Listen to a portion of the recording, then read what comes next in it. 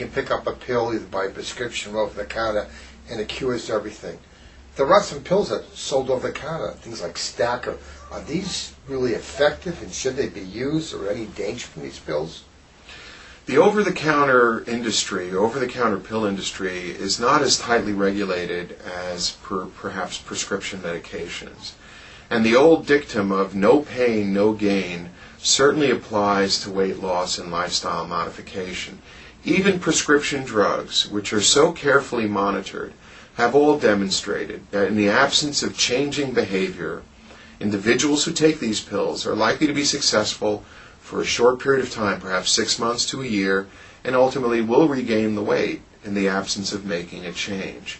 So I would suggest that people save their money, and those pills of course can be quite expensive over the counter, and invest in good multidisciplinary behavior modification programs such as the Kids Weight Down program or the Healthy Life program here at St. Barnabas Medical Center.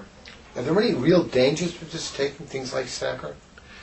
There's no question, given the lack of regulation and perhaps consistency of the ingredients from product to product, that there has been risk of damage and death in some previous over-the-counter pills that had high levels of a product called ephedrine. Ephedrine has been removed from many of the pills that are currently sold over the counter and replaced with things like caffeine. However, caffeine, as we all know, which forms the basic component in coffee, can cause excessive heartbeat and raised blood pressure. Therefore, I would advise individuals stay away from these over-the-counter products and rather consult with their appropriate medical professionals to get the best treatment that can be afforded to them. There are two prescription medicines that are still on the market. I think one's called Meridia and one's called Xenicol. Do they have any place in pediatrics or even in young adults in weight control?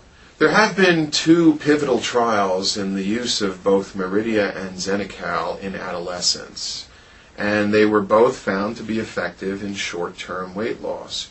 However, I cannot stress enough that in the absence of changing behavior, both of those medications will be less successful and ultimately will fail.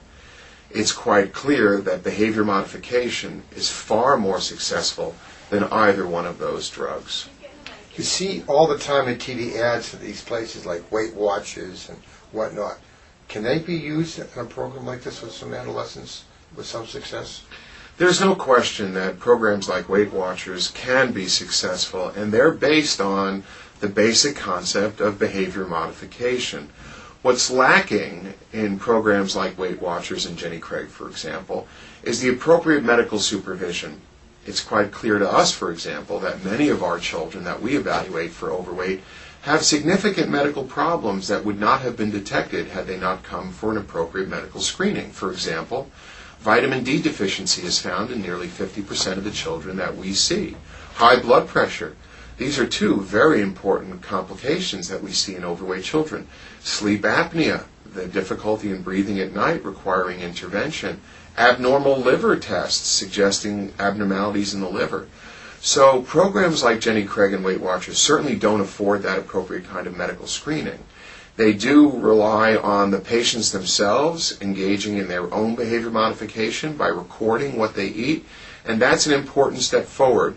But I think it lacks the comprehensiveness of the programs like the Kids Weight Down program at Maimonides and the Healthy Life program here at the St. Barnabas Medical Center.